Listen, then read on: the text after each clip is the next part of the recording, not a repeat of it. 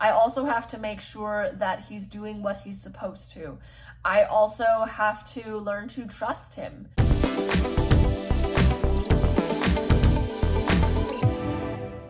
Hey guys, it's Hope. Welcome back to my YouTube channel, and today we are doing another episode of White Cane versus Guide Dog.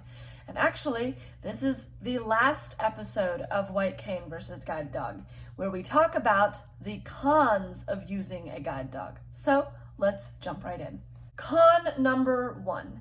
I think that a guide dog needs constant work and care. Not only am I making sure to keep up his skills and make sure that he's working regularly, I'm also making sure that he's well taken care of, that he's fed, that he goes out at the right times, that he also gets enough off harness time to run around and get out his energy and play. So there's a lot of work that goes into working a guide dog, and it's not just about working the guide dog, it's also about making sure that he has the right things.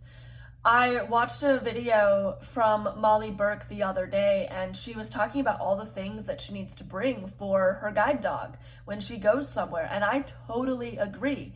There's so much. If you're going on a trip, you have to remember to bring enough poop bags, enough food, enough medication if they are on medication. You have to remember to bring toys. You know, if we're going on an airplane, maybe you have to bring a bone for them to chew on so that they don't have their ears clogged up, things like that. There's so much to remember when traveling with and having a guide dog. And so while I love him so much and I love working a guide dog, it is a lot of work, it is a lot of care, and it's a lot of responsibility.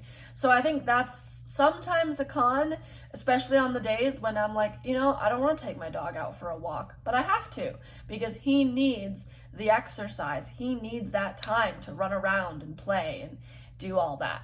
Con number 2.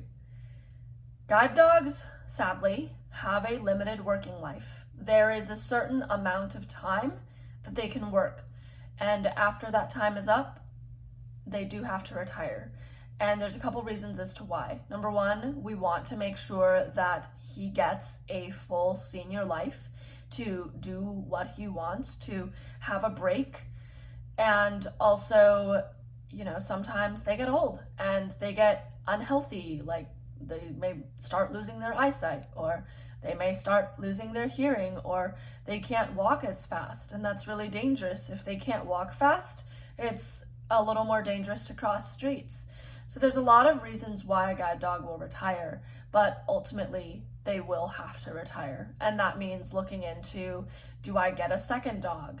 Or do I hold off for a little bit? And that's really, really hard when the tool that I rely on the most is something that I have to train with, bond with, eventually let go of, and then take another guide dog and bond with it next. And I think that's really difficult.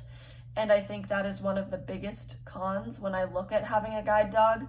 I look at the fact that I will have to get another one and start the process of bonding all over again. And again, I will not trade it for the world. Of course I will get another guide dog, but it's just a really sad reality to think about. And it is a reality when you have a working animal as your reliable mobility aid. Number 3, probably up there with limited working life, is service dog access issues. I can't tell you how much they stress me out. And sometimes they make me cry because they are so difficult, and I'm so lucky that I'm not dealing with them on a daily basis. That has to be so hard. I deal with them, I don't know, every several months, and it's still very difficult. So I'm sure that having to deal with them every day is such a burnout, and it's so hard and it's so stressful, and sometimes it still gets me, and it's really difficult. It's really, really hard when I have to Uber and the only way that I can get somewhere is by Ubering, and all the Uber drivers turn me down. And that's a really, really difficult thing, and it's something that I deal with on a regular basis. Number 4, guide dogs have a mind of their own. Sometimes you don't know why they're going the direction they're going, but I trust him, so I follow him. And that's sometimes really difficult because I'm like, which way are you going? And then it turns out that he's right. But, sometimes it is also that he wants to go to the store and I want to go somewhere else. And so I do have to kind of work together as a team with him to figure out what are we going to do. And sometimes during the route, he'll get distracted and he'll start sniffing at something, and I have to redirect him and say, hey, leave it. We have to work now. It's your work time. So that's definitely sometimes a little bit difficult. Con number 5, it is sometimes more difficult to arrange travel. For example, when my family is going on vacation and I'm going with them, we have to make sure that when we book the flight, that he and I get a bulkhead seat or a Comfort Plus seat or something, because he is a large yellow lab and he will not fit in the regular airplane seats. We have to do a seat with more leg space, and even then, I'm literally jamming him into the seat. And then not only do I have to do that, but I have to figure out, what place we're going to stay. And then as a courtesy, we will sometimes tell the place that I am bringing a service animal. And then sometimes we have to dispute that they can't charge a cleaning fee. So it's just sometimes a little more difficult to arrange travel, especially if you're trying to book a Vrbo or an Airbnb or something like that. Con number 6. Unlike with a white cane where you just use that your whole life and you don't really switch, with a guide dog, you do have to switch back and forth because I have to keep my skills up and make sure that I know what I'm doing with a cane, so that if I do need to use a cane for some reason, I'm able to do that still, and it's not a shock to my system to have to go back to a cane. Also, if he retires, I might have a period of time where I'm using a cane for a little bit before I go in for my next guide dog. So there's just a lot of reasons why I might need to switch mobility aids back and forth, whereas with a cane, you don't have to do that. So I think with the cane, there's a consistency to the mobility aid, whereas with a dog, sometimes you are switching back and forth, whether to keep your skills up or because you have to, because the dog is sick or the dog can't work or the dog is absolutely tired and you want to go out but the dog wants to stay home, or because the dog is retired and you're in between classes. So I think that can be sometimes a disadvantage to using a guide dog. And then con number 7. There's a long adjustment period sometimes. When I pick up the cane, I just pick up the cane and I use it, and all I've got to do is learn how to use it. But with the dog, not only do I have to know all the commands, how to use those commands in a way that engages with and makes my dog work the way that he's supposed to, but I also have to bond with him. I also have to correct him if he makes a mistake. I also have to make sure that he's doing what he's supposed to. I also have to learn to trust him. I think that a new dog just takes a long time to bond with. So there's just a lot of things that go into the adjustment period of a guide dog that you don't necessarily have to do with a white cane. So, to wrap up this whole series, I just want to reiterate some of the points that I made earlier. The white cane is a great independent travel tool. I think that it is very useful.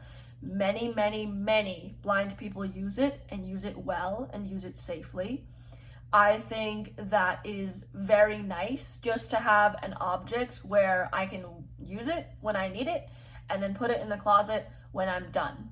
I think the cons of the white cane are that sometimes it's harder to travel in unfamiliar spaces. It gets stuck in every single sidewalk crack. It's hard to use on non-sidewalk surfaces like gravel and grass, and it sometimes misses objects. I think a guide dog is an amazing tool for transportation and mobility. I think that it gives me more freedom and flexibility to travel in unfamiliar spaces. He can pretty much see everything that needs to be avoided. He memorizes routes and places that we need to go, and he's just a great companion and conversation starter. The cons of having a guide dog are that sometimes service dog access issues come up, and those are really difficult and stressful and hard. And guide dogs have a mind of their own. It takes more work.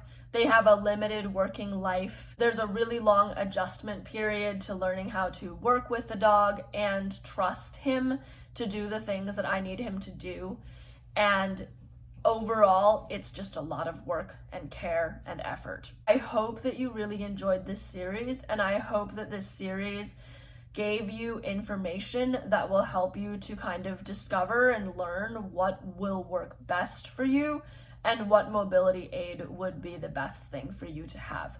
Please let me know if you have any questions in the comments below. Like, share, and subscribe. I hope that you start researching. If you want a service dog or a guide dog, I hope that you start researching. Today is the day to search that organization, to look at something, just to kind of bring it to the table and start discussing it. Don't jump right into it, but start researching, start thinking about it. And I will see you all in the next video. Until then, have a great day. Bye, guys.